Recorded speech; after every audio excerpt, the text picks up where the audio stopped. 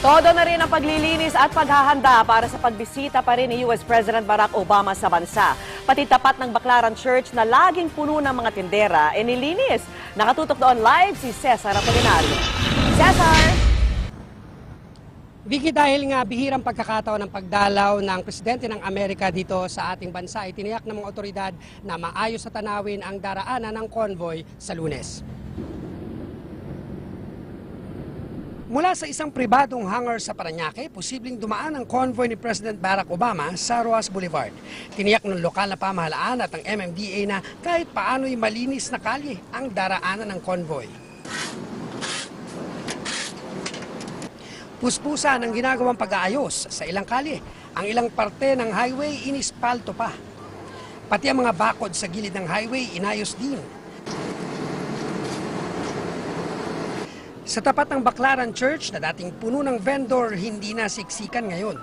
May mga ilan-ilan na nagtitinda pero nakiusap na payagan sila kahit hanggang bago maglunes. Partikular na hinihiling na espasyo ng mga vendor ang Opeña Street na para sa kanila ay malayo naman daw sa daraanan ng convoy. Respeto rin namin sa kanya, dito na lang po kami sa loob, kung pwede. Pansamantala. Opo, pansamantala. Pero dito, Hindi nga daw pwede magtinda. ano ang reaksyon nyo doon? Wala naman kami magagawa kung yun ang utos.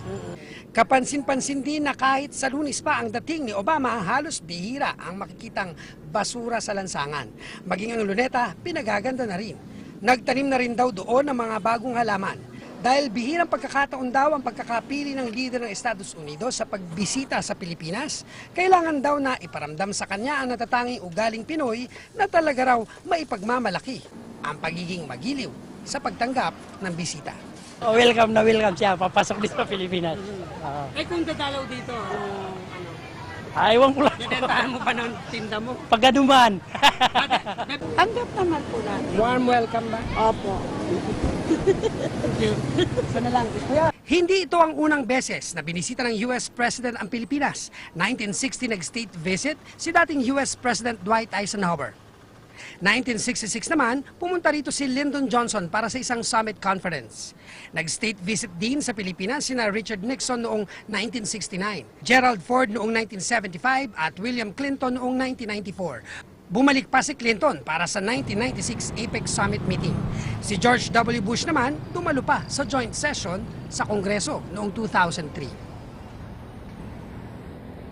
Vicky, tiniyak ng MMDA at ng pamalang lokal ng Parañaque na magbabantay sila rito sa mga posibleng daanan ng convoy ni President Barack Obama at nakikiusap sila sa mga motorista na sana raw ay makisama nga at huwag maging pasaway sa kalye. Vicky? Maraming salamat sa iyo, Cesar Apolinario.